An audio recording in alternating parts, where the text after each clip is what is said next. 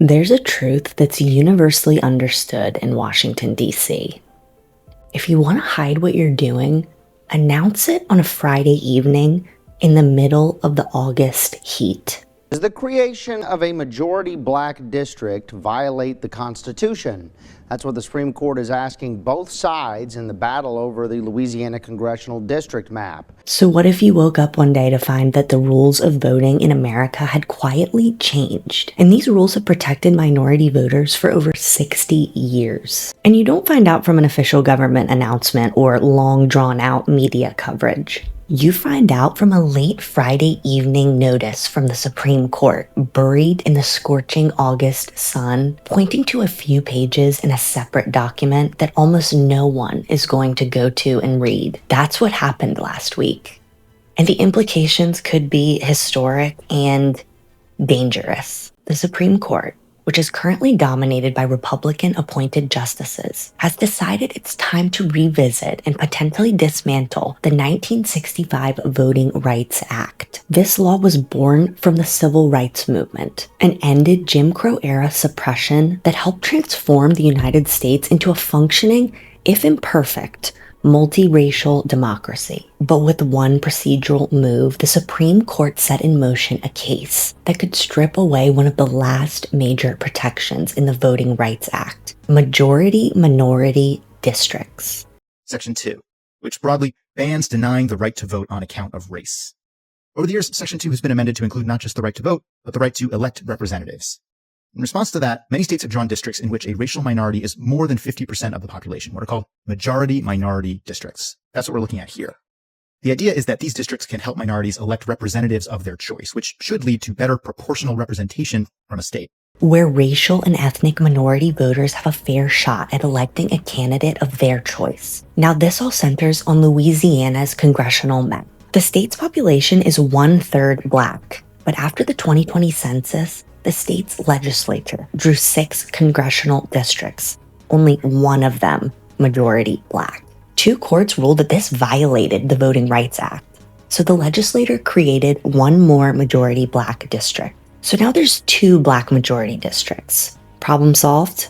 Not quite. Because a group of non-Black voters sued. They argued that using race to create a second majority Black district violated the Equal Protection Clause of the 14th Amendment. In other words, they claim that equal treatment for minority voters is discrimination against white voters. So what's being argued is whether or not Louisiana, when it redrew its congressional districts in order to comply with the Voting Rights Act, if it actually did so and then ran afoul of the 14th Amendment's Equal Protection Clause. Put another way, when Louisiana added that majority-minority district in order to comply with Section 2 of the Voting Rights Act that says don't dilute anybody's right to vote on the basis of race, did they consider race too much, so much that it actually undermined their ability to do so under the Constitution by violating, again, the Equal Protection Clause? So it's this tension between the Voting Rights Act and the Equal Protection Clause. There's a legal shift taking place. Today marking 60 years since President Lyndon B. Johnson signed the Voting Rights Act of 1965 into law. The measure erased decades of discrimination aimed at African Americans nationwide, but particularly Black people here in the South. The act outlawed literacy tests, poll taxes, and other attempts to prevent African Americans from voting. The Voting Rights Act was passed under Congress's power to enforce the post-Civil War amendments, the 14th and the 15th, which were meant to guarantee equal protection and voting rights. However, Republican lawmakers are now reinterpreting those amendments to argue against the very law designed to uphold them. Under Chief Justice John Roberts, the court's definition of equal protection has readily been used to dismantle programs aimed at leveling the playing field. The Louisiana case gives them the perfect chance to weaken the Voting Rights Act even further. Last term, the court delayed deciding on the Louisiana case. Then, on a Friday night, it announced it would rehear it and asked the parties to argue whether creating a second Black majority district violates the Constitution at all. The scariest part is that the Supreme Court order never mentions the Voting Rights Act directly. Instead, it references 3 pages of a brief filed by those non-Black voters in Louisiana. And in that brief, the plaintiffs argue that the time has come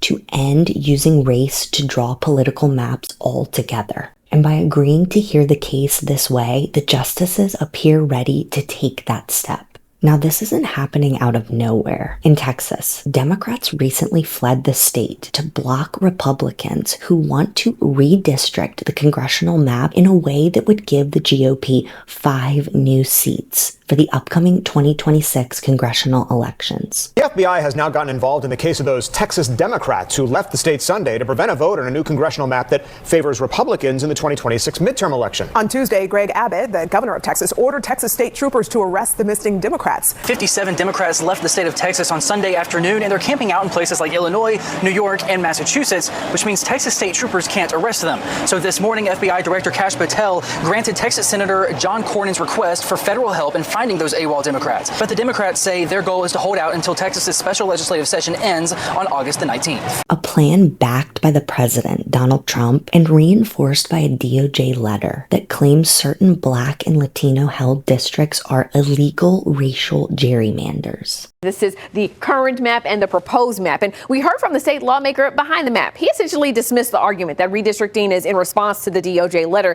saying Republicans are doing this for partisan gain, and that's completely legal. Political observers note that the changes to the map are likely to turn 5 Democratic districts into Republican districts, which is what the president asked Texas to do.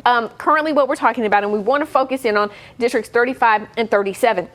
37 represented by Lloyd Doggett, 35 by Congressman Greg Casar. If you come over and see what happens, you see that District 37 starts to encompass all of the Austin area, and largely what was Greg Casar's district gets pushed into District 27, which is represented right now by Republican Michael Cloud. And this is a large district. We're talking about putting parts of Austin all the way into a district that stretches down to Victoria. So that is an interesting move. If we talk about what's going on in North Texas, the DFW area, we have 2 districts here, 33 and 32, that you want to pay attention to. When you come over to this map, you can see that basically 33 and 32 are combined, and then that section of 32 then gets moved a little bit further north to more rural areas. That would knock out Representative Julie Johnson, who is a Republican.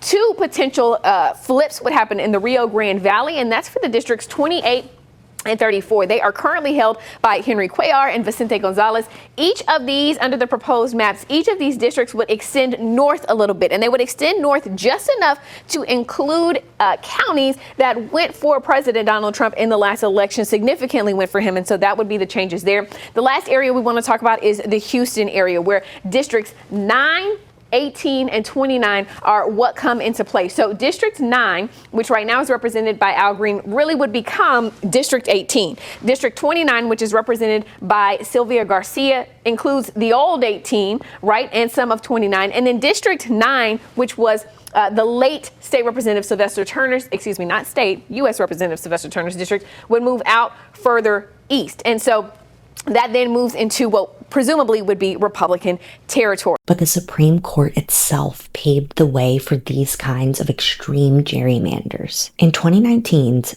Rucho v. Common Cause, the Supreme Court ruled that federal courts cannot hear cases about partisan gerrymandering. Only state courts can. You may think that a state court can just handle it, but in Texas, for example, their state Supreme Court is 100% Republican justices. So the ruling in Rucho v. Common Cause leaves states without protections vulnerable to map rigging. So imagine combining unlimited partisan gerrymandering with no requirement for majority-minority districts. UCLA election law expert Rick Hansen says it would end the most effective way minority voters have secured representation for decades. Quote, make our legislative bodies whiter and greatly diminish protections for minority voters, unquote. The Supreme Court usually releases its biggest decisions in June, but in this case, briefs are due in early October. That leaves the justices with an opening to rule as soon as January. And if they do, states could rush through new congressional maps before the 2026 midterm elections, replacing minority and often Democratic districts with Republican ones. Not all gerrymanders are enacted by authoritarians, but authoritarians use gerrymandering to hold power. And if the Voting Rights Act loses this provision,